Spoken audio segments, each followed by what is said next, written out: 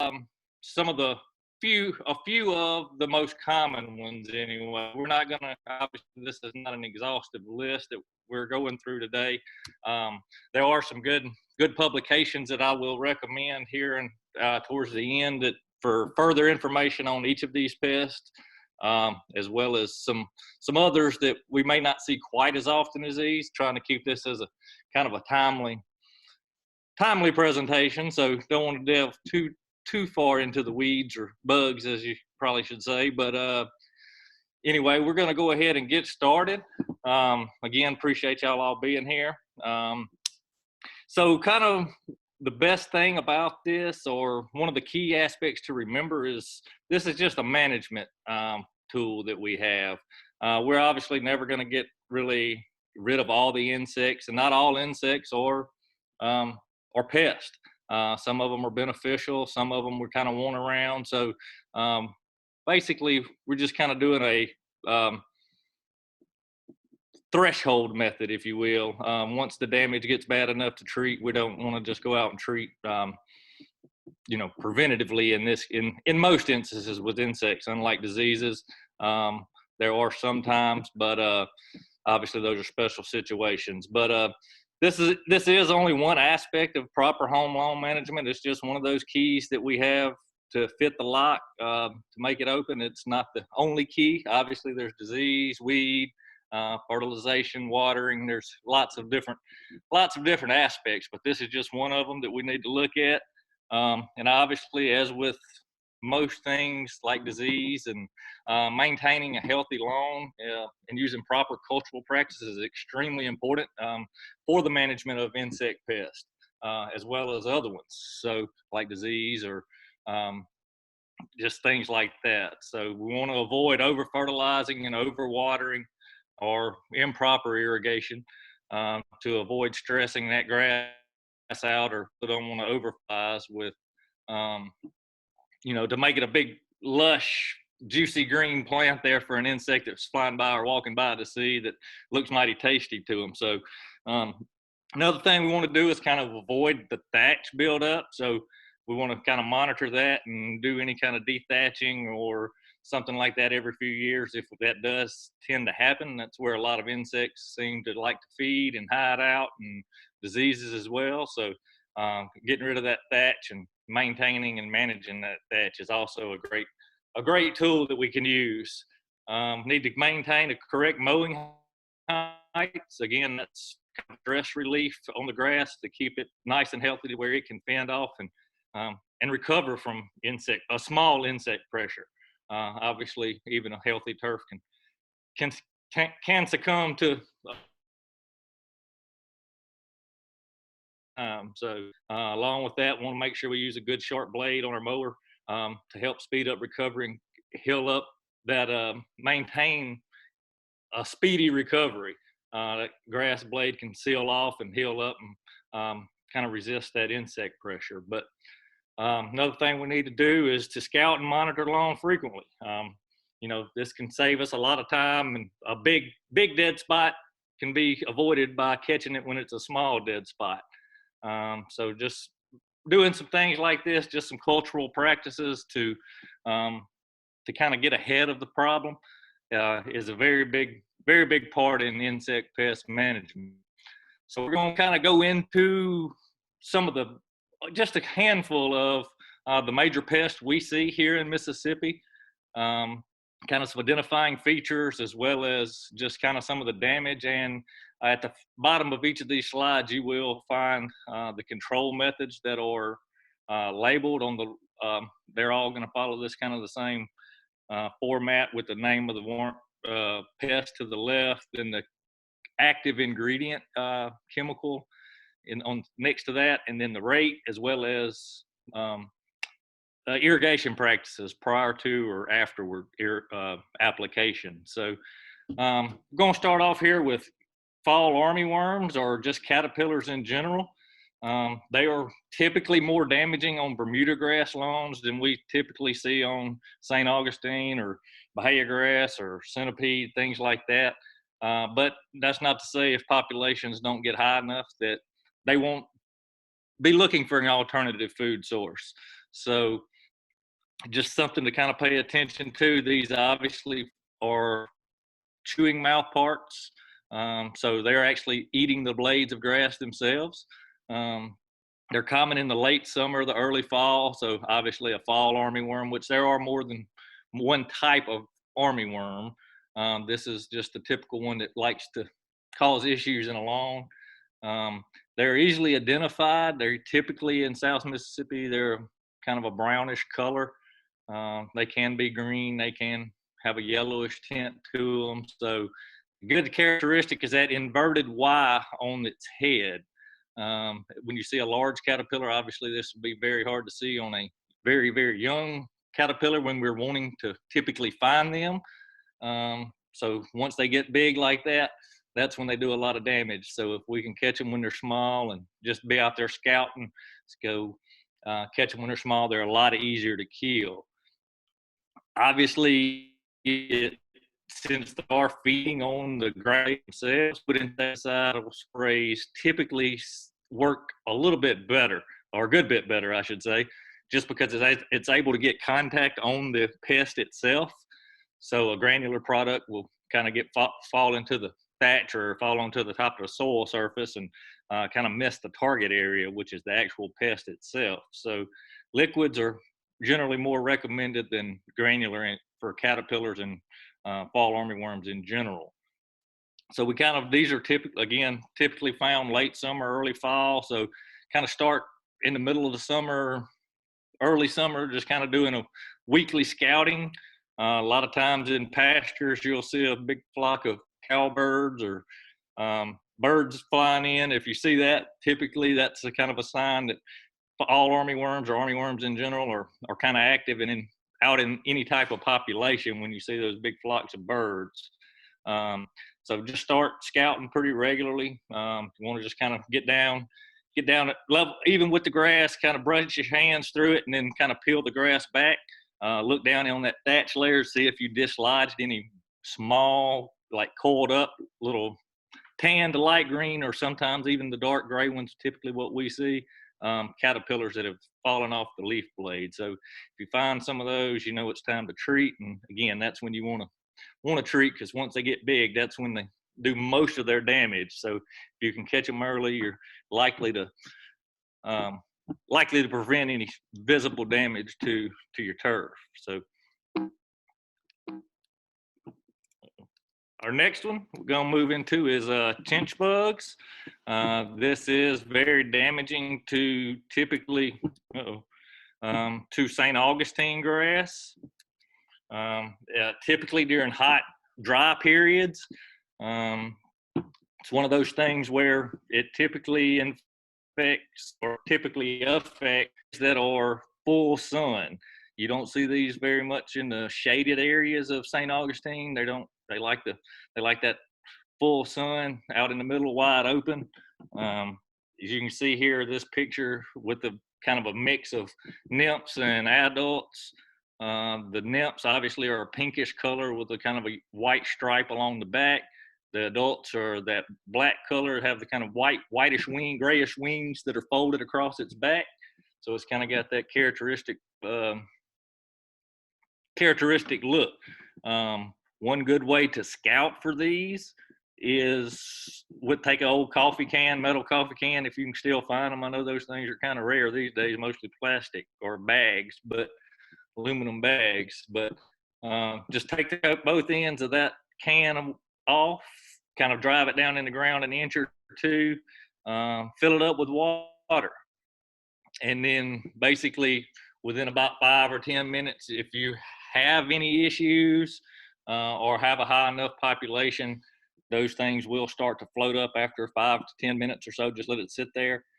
Typically you need about 20 of these to actually kill the grass. So if you just do this on on a half a square foot or whatever that can may be, if you just find 1 or 2 floating, typically that's not what's going to cause your issue. You may want to do this random samples throughout the yard. Just kind of see, obviously, if you're checking for these, you may already have a dead spot, so you'll want to be again, just like I mentioned on the disease one last week, you want to check that edge. You're probably not going to find too many in the center of a dead spot just because there's nothing there left to eat. So you kind of want to be on that edge between the living grass and the dead grass. That's more than likely where they're going to be feeding. So these do, unlike the caterpillars, these do have piercing and sucking mouth parts. So they basically infect or inject their mouth parts into the grass and suck out the living portion or some of the sap. So, and then they inject some nasty stuff back in there and kind of clogs up the xylem and phloem. So it can cause some yellowing issues. And again, this one's typically a spray is more effective in controlling than the granular just because of where these are feeding and where they're living. So they're kind of up on the grass blade, on the stolons and on the rhizome, or on the stolons and on the leaves. So our next one is a 2-line spittle bug. Obviously, it's very aptly named. It's got the dark black coloration with the 2 orange lines going across its back. And again, this one is typical of centipede grass. I've seen quite a bit of it in Bahia grass too, but it will most typically cause the most damage in centipede. It's typically the nymphs, the young, that are causing the damage for the most part. They feed a little bit lower in the canopy, so it can affect the portions above where they infect, where an adult typically feeds higher up on the leaf, so it doesn't cause quite as much damage to the plant. They do live in the thatch, so again, liquid treatments. And just because they are feeding in that thatch and they're infecting those stolons and rhizomes, they're basically can give the lawn a very squishy feel. So it's kind of like walking on a sponge, or just that kind of that strange feeling, unlike a good hard compacted, or not compacted, obviously we don't want compacted, but a firm soil base. But so a good strategy to kind of get rid of these to help manage for these is just to reduce the thatch. You get rid of that thatch, you kind of get rid of their home. So that's basically the easiest way to prevent these. You do want to mow to kind of get the leaf canopy open to allow the plant, or allow the insecticide to reach the target area. So you want to kind of moisten that grass up, give it a good mowing haircut, and then basically apply your insecticide.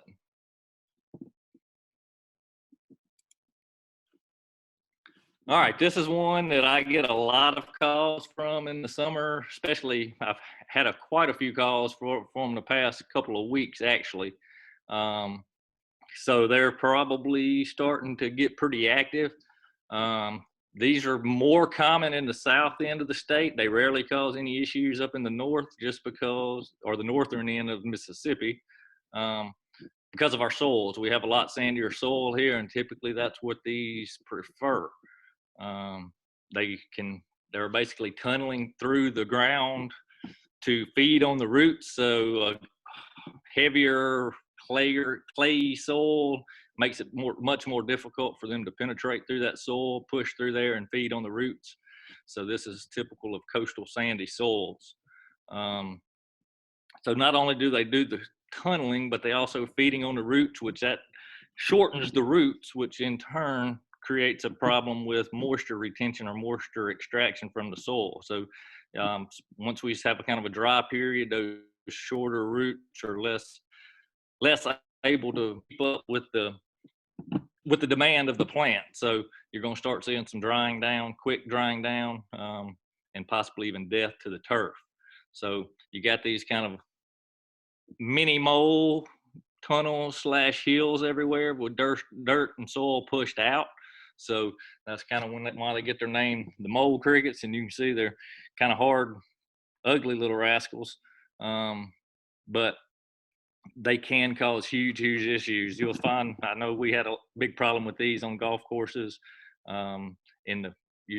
every morning you go out, you'd find their tunnels in the sand traps, that kind of thing, where obviously it was pure sand. But the time you kind of want to treat for these is basically in June or July, kind of in the middle of the summer.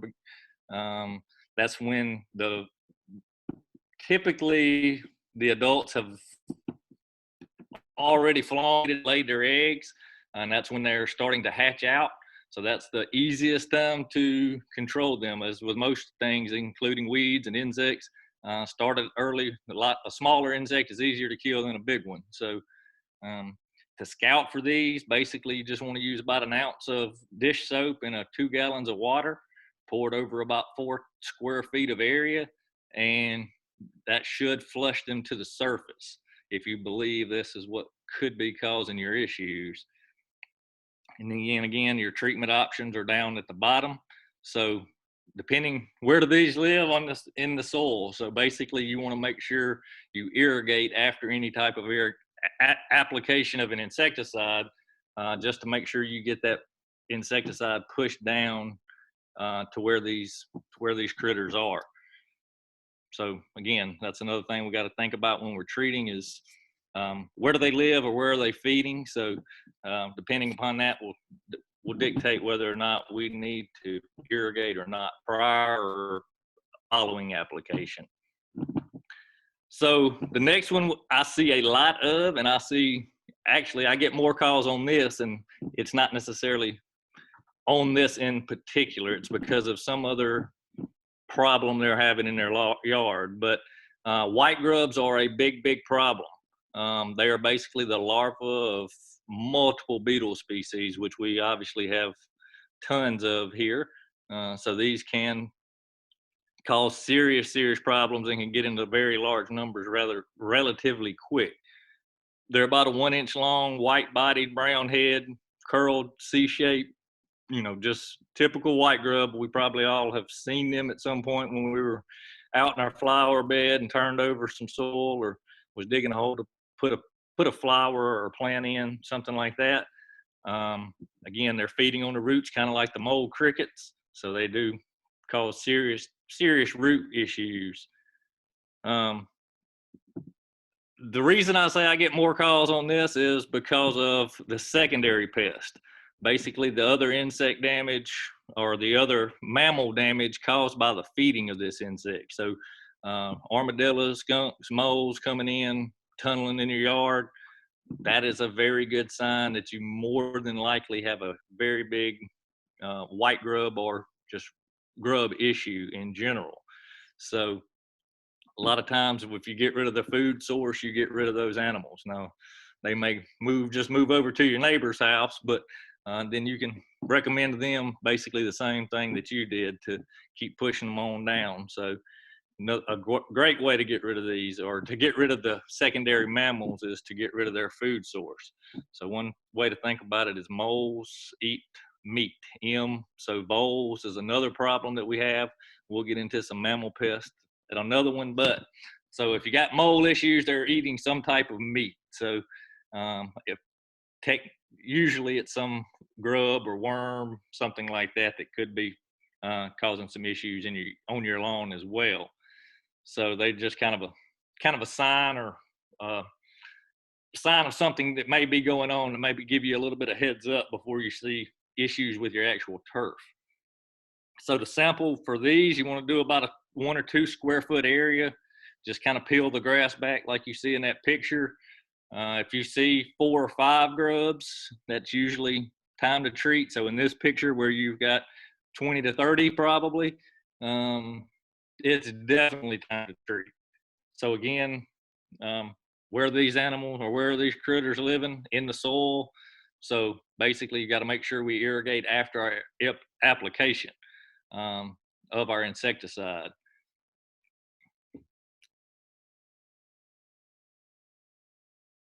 So this one is probably the most asked about, most talked about. I probably get more questions on this than just about anything.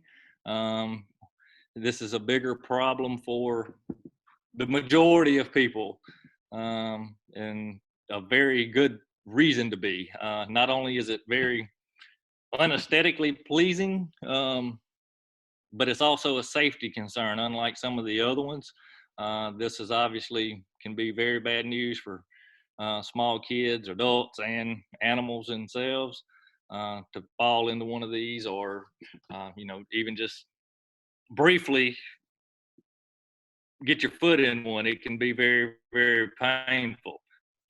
Fire ants cause multiple problems with turf. Not only do they kind of tunnel in the soil, reducing that ability of that soil to hold moisture and those roots to absorb water, but it also shades out the grass when they build the mound on top of it.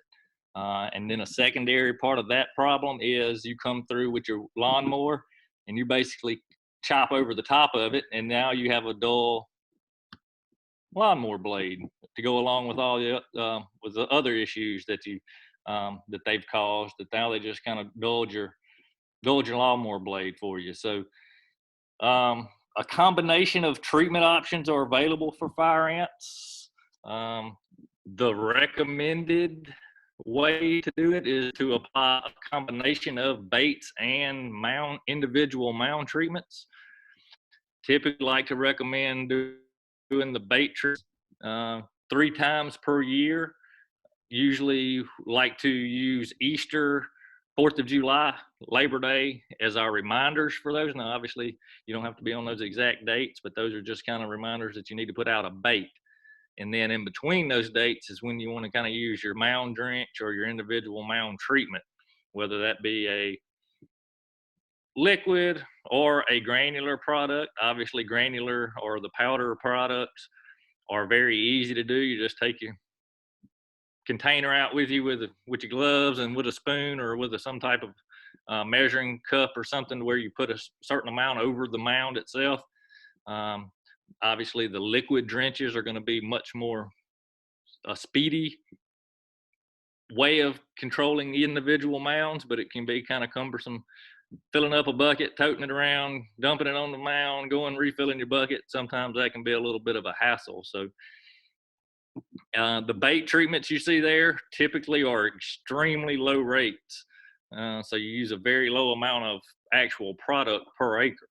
Typically anywhere from 1 pound to 1.5 pounds on most all these products. There are a couple that you can find that have higher rates. So if you got living in a subdivision or have a very small lot, obviously 1 bag of this product will suffice you for a year or two, depending on if you buy a 5 or 10 pound bag. But obviously you can get multiple treatments out of one container.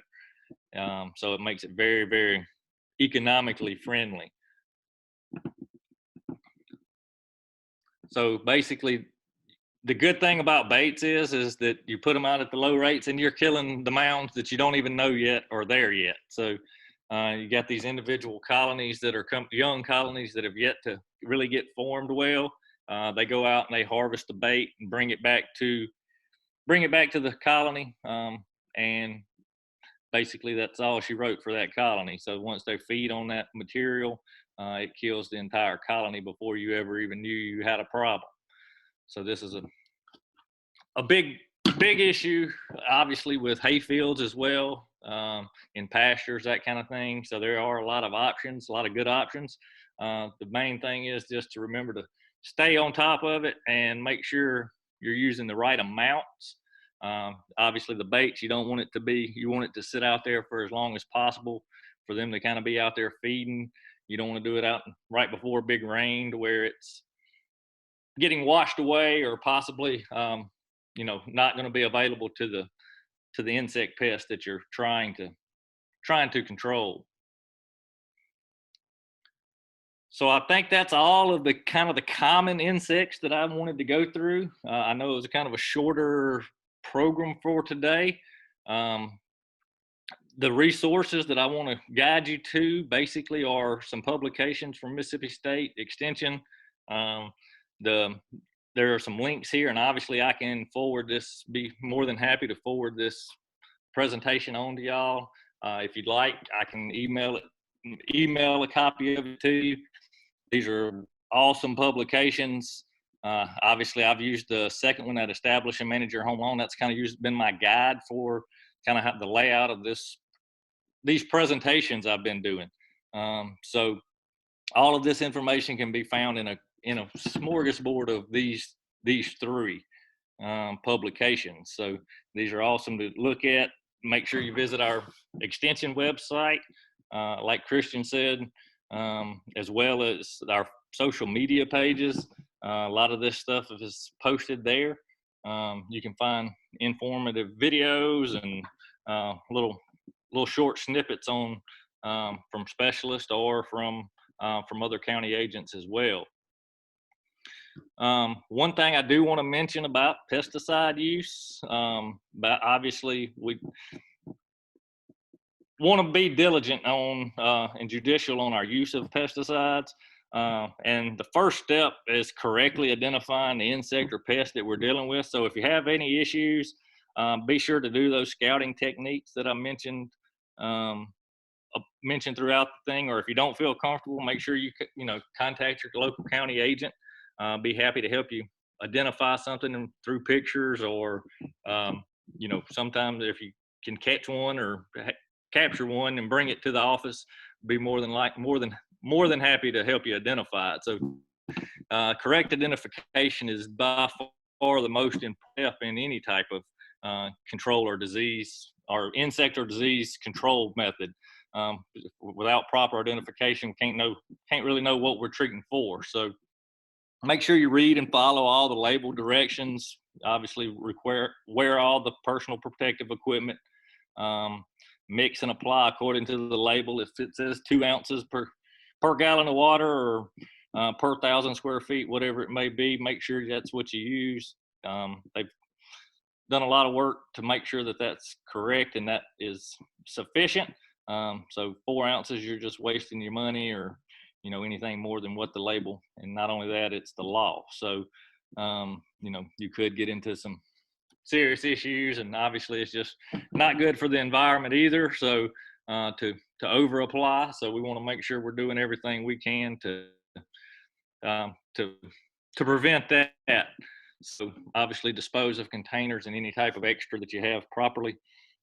And with that being said, I'm kind of done for today. I know it was brief, quick, but obviously this is something that we see in spurts and kind of comes and goes. Unlike diseases, it is very, very, very more kind of intense at certain times. So with that being said, I'm going to kind of open it up for questions if anybody has anything.